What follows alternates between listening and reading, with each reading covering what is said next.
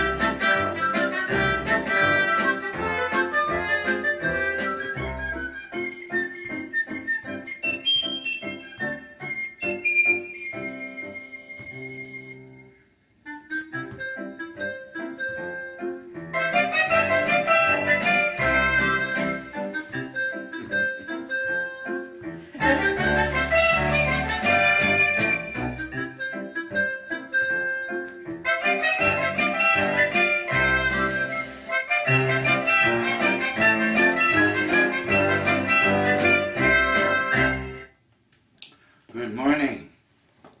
We've been doing a very old Scientology process called, it's from the book Creation of Human Ability. It's called Start Laughing. And once you get going, you give the command occasionally, keep on laughing. And the whole idea of the process, as you probably already know, because I assume that anyone watching or listening to this video probably knows more about what I'm going to say than I do, which is a very good feeling. It's sort of like coexistence of knowledge. We all have it. But anyway, the process was start laughing, keep on laughing, because L. Ron Hubbard, Ron, my old buddy, said, you know, a lot of times people feel they have to have a reason to laugh. Like if you see someone slip on the banana peel and fall, or someone tells a joke, or in other words, you have to sort of be the effect of something in order to laugh. And he said, but actually, you can develop the ability to laugh, and to laugh whenever you want to, without having to have a reason for laughing.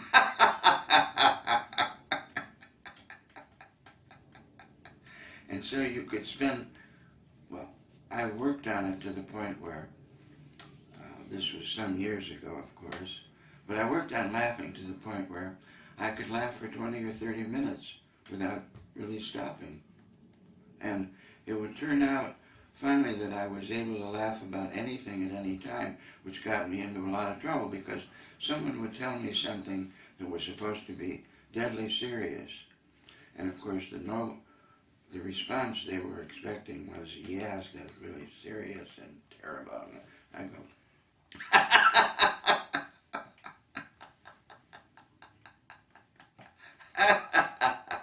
well, someone tells you something like, I just lost my fortune, or my wife said this morning I'm going to divorce you, or you've just been condemned to death, and you receive it with laughter, you'll probably be considered unkind or stupid or unfeeling or misemotional.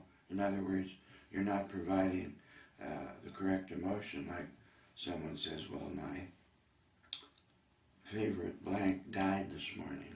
And you go, oh, that's hysterically funny.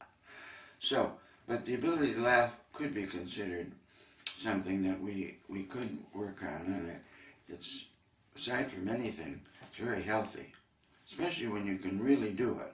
Not just, you know, you say to someone, well, start laughing. This is at the beginning, and they say, start laughing. There's nothing funny. Why should I laugh? Just see if you can laugh, and the person go, ha ha. Okay. Have to start someplace, and well, keep on laughing. Ha ha ha ha ha.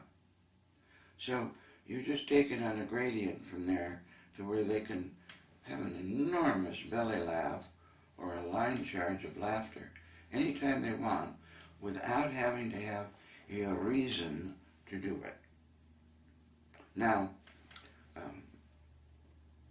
very serious people like dictators or the heads of churches or the heads of government or doctors or lawyers or all kinds of people who deal with serious things, one of the things they all fear is laughter.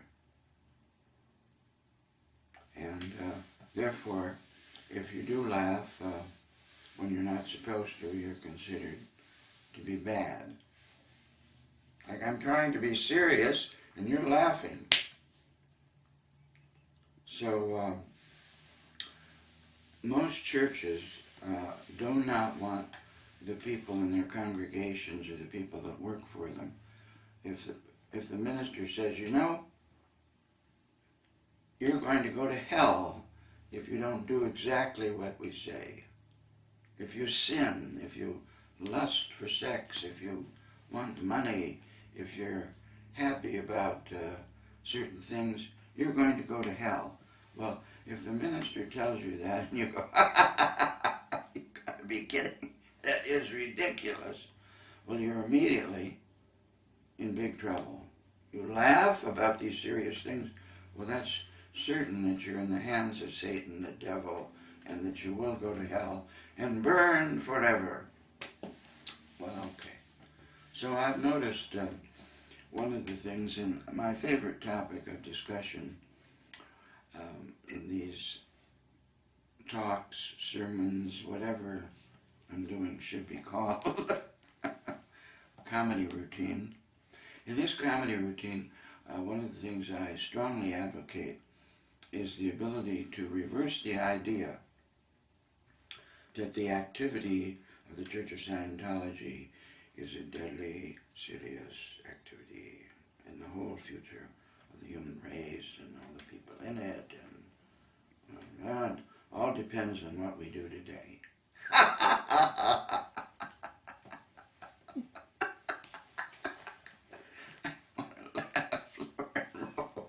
Laughing. No, that's not true. It's not supposed to be a deadly serious activity. That is the exact opposite. It's supposed to be a lighthearted, happy, spirit of play, easygoing, marvelous, freeing, expanding, laughing. Yes, the whole idea of Dianetics was to take those things that were serious, maybe even subconsciously serious, but serious, and by working with them, have the person end up laughing. You know, that time that they held me down and oh God.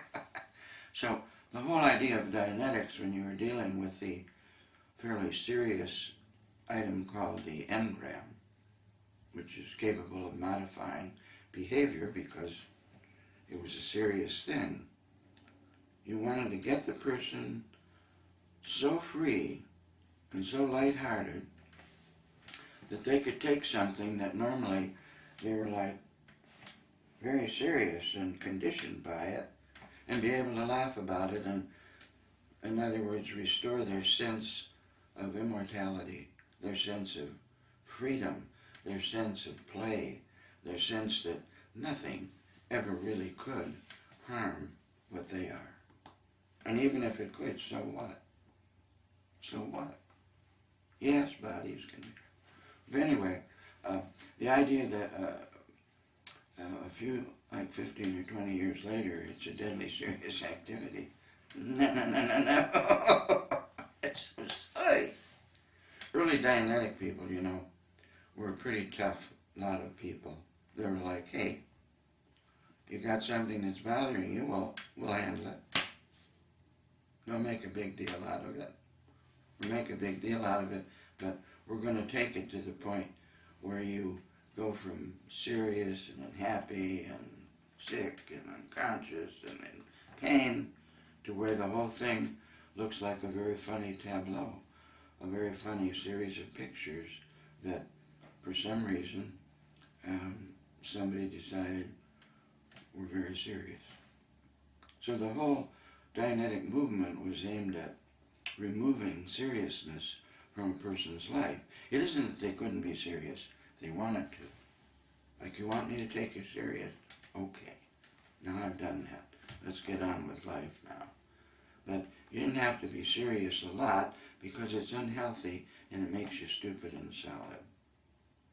It doesn't mean you have to laugh all the time at everything, but that would be preferable to taking things really seriously, because that's the whole grip that the world, the culture has been built on, the notion of this is really serious, and you better be serious about it. In fact, Dianetics was built on the idea we can take all that seriousness, like your education is very serious, your relationship with people is very serious, religion is very serious, your whole future after life depends on being very religious. Take all that stuff and start laughing about it.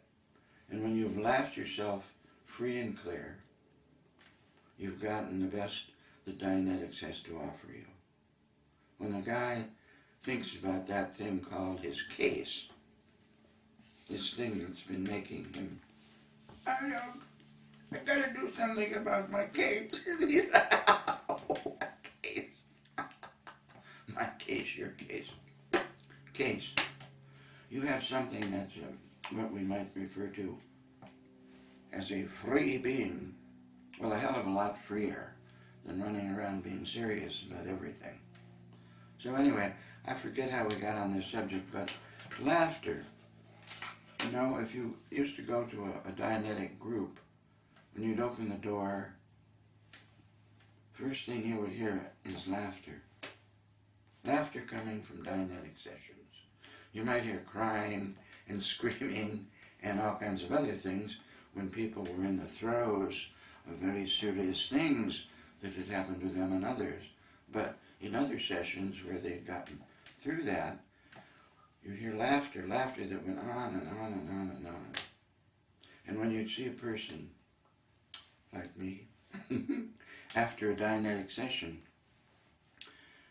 a person who'd been looking kind of like serious most of their life, but now their face had literally changed.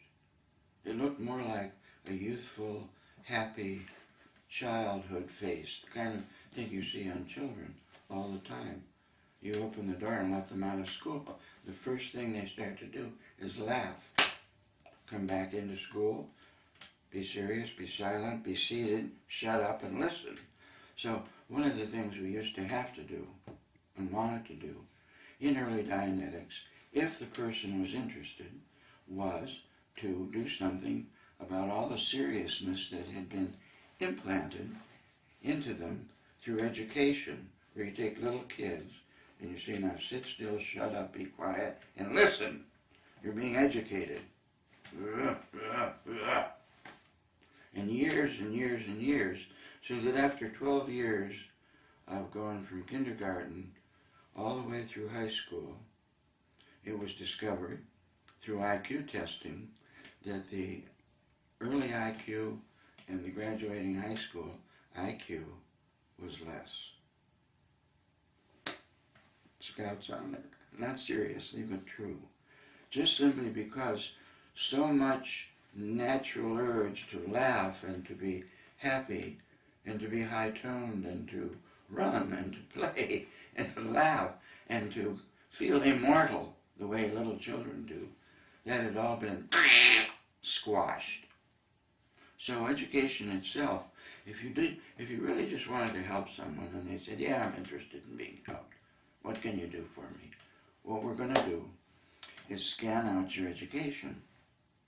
And during their education, you'll find more unpleasant things happening to their natural buoyancy, their natural desire to be honest and open and laugh had been, stop laughing and listen to the teacher. You're laughing, I'm going to send you. Anyway, I know you get You get the idea, right? So today's exercise is laughing. Laughing about nothing, laughing about everything. Taking the seriousness out of life.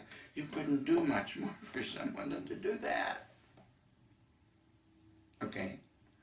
Oh, I could go on and on.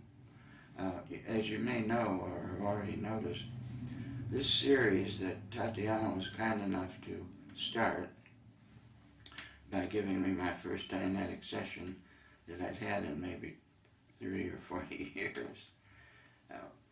Whatever's going on is doing a lot for me personally. I have to confess that, and I'm sure you've noticed it. This is my therapy, if you will, which is the chance to take all these things that have been important, not serious, things that I thought were useful and helpful, and that I idealistically thought a lot of the world, not in a church or religious sense, but that a lot of the world would grab these things and use them just for fun, to make a happier, more buoyant, more conscious, more intelligent, more easygoing. Now, I understand that when you're playing a game, the kind of game, a win-lose game, like who's going to be the toughest country in the world, a certain amount of seriousness does enter into games, which is one of the reasons why games, even though they're a hell of a lot of fun, do over time become aberrative, and by aberrative I mean make you kind of crazy. If all you want to do is win, win, win, and beat others to do it, after a while you get kind of crazy doing that. There's plenty of examples. Poor Hitler, he's one of my favorite examples, probably because I was born in his century. And I can remember as a child my parents talking about his book, Mein Kampf, what I'm going to do. And they were saying, listen to this guy, he's never going to do all those things, including not only take over Germany, but take over a lot of the world, and certainly he's going to kill a lot of Jews, because as we know, the Jews were loyal Germans and fought side by side as part of being loyal Germans in World War I and so on and so forth. And he certainly isn't going to do that, because he'd be destroying a lot of the intellectual, intelligent, humorous, musical, poetic, and neat people in Germany. And certainly Hitler isn't going to do anything like that. Well, as you know, der Führer made a lot of the things that he wrote in that book come true. And I have to hand it to him. You know, normally speaking, people don't want to acknowledge things that they think are terrible and horrible and that destroyed and harmed and blah, blah, blah, blah, blah. But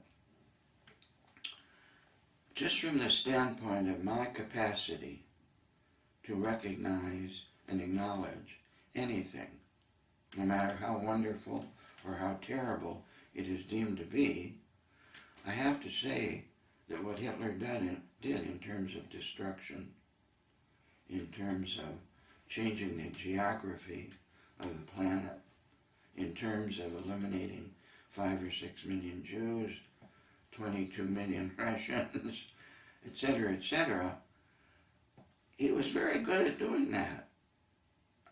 And I give him credit for it, even though I think of it as being pretty awful, especially if you were on the receiving end.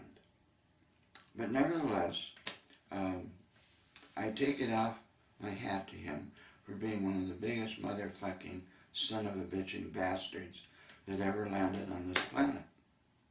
I mean, he really set the scale. If you're going to be a dictator, and you're going to hurt a lot of people, and you're going to make a lot of people think that doing terrible things are wonderful, you got to give the guy credit. He was good at that. So was Genghis Khan and Stalin and, all our favorite bad guys and bad girls. In spite of the horror and the nightmare and the engrams, talk about engrams, meaning terrible moments of pain and consciousness, death, suffering, torture. These people were experts. They raised the bar up here for finding ways to psychologically, spiritually, and mentally cause people to suffer and apparently die. So I'll give you heads up for being the biggest bastard in the 20th century. That's a dubious distinction. On the other hand, there are other people in the 20th century doing good things for people, so-called good things. And let me see if I can think of some of them. Well, anyway, there were. So I really didn't want to talk about Hitler that much, but the idea is that ideally, one's capacity to acknowledge anything, no matter how horrible or wonderful it might be, is an ability that comes out of being able to take the seriousness out of things. Now, if I try to take the seriousness out of the Holocaust, people are going to look at me, and have in the past, and say, you're sick. You're trying to take something that was horrible and should be seen as permanently horrible and make it sound like it wasn't. No, that's not true exactly. It was all of that. But nevertheless, my ability to acknowledge it, to laugh about it, not laugh at it, but laugh about it, should be there. As I say, laughing at everything is not something that is going to make you popular when the everything is supposed to be serious. If I laugh at the Fuhrer, like Charlie Chaplin made a movie during World War II called The Great Dictator, and in it he made fun of Adolf Hitler and Goebbels and Goering and all those people. He made it possible to laugh at them and where they were headed and so forth. And, well, of course, Der Führer and the Dicta and all those people, if we could ever get our hands on Chaplin, we'd show him that it is serious. But they didn't succeed in doing that. And if the people of Germany had been able to laugh at Hitler with all this and I'm the Führer and blah, blah, blah, today Germany, tomorrow the world, if they'd been able to laugh, they could have laughed him right out of dictatorship. But there are within people the desire to get onto things and do them and not think, well, is this bad or good? Just do them. That's one of the things that happened in the Church of Scientology. Ron, who was about 10 times more charismatic than Adolf Hitler, well, maybe not, but he was charismatic, meaning he could get people so inspired and so believing that the thing, the cause, the purpose was so important and that so much depended on it that they would be willing to do terrible things to other people and other groups. That's how powerful a charismatic person can be. And then when people wake up from that and say, I did that, I used to torture people to death, I used to try to drive them crazy, I used to think it was a great thing to put people in the gas chamber with men, women, and children and gas them to death like vermin. I did that? Oh, I don't know how it could be, but at the time it seemed like a good idea to do that for the Führer and the cause and the purpose. We were going to make an Aryan world, a white Aryan world with blonde, blue-eyed men and women who were the master race. says so right here in the Upanishad. Anyway, as you know, the Third Reich, or the Third Great Germany, was supposed to last 1,000 years. Let's see. I don't think when it really got going, it lasted much more than 6 or 7 years. So, eventually, I thought I had that turned off. There's a phone ringing. I'll go and turn it off again.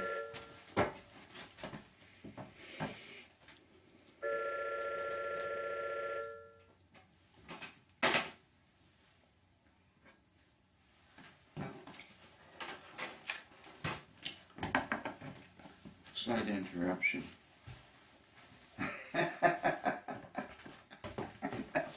That was an interruption. Where was I? What were we talking about? It just doesn't want to go off. It won't go away, so we'll just turn that off for a moment. Okay. I know I had hit the on-off switch on this phone.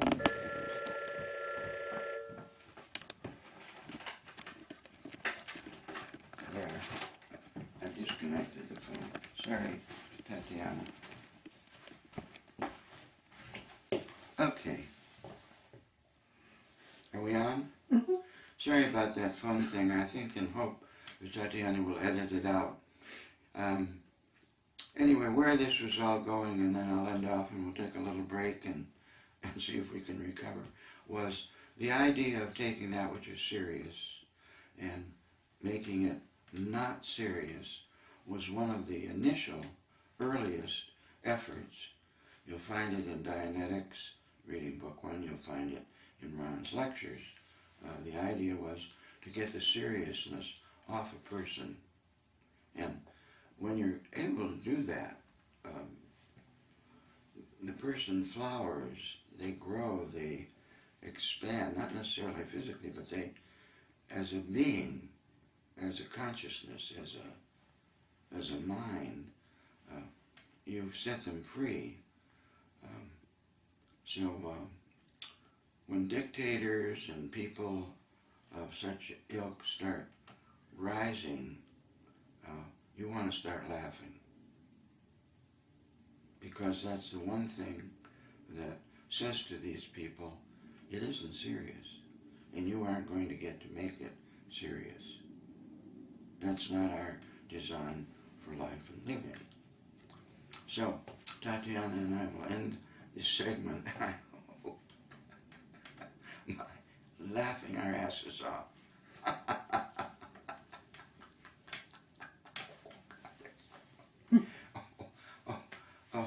What I'm doing is funny too. I hope no one ever takes it seriously. All right? So, we'll take a little break.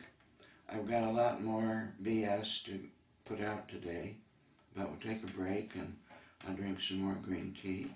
And thank you, Tatiana.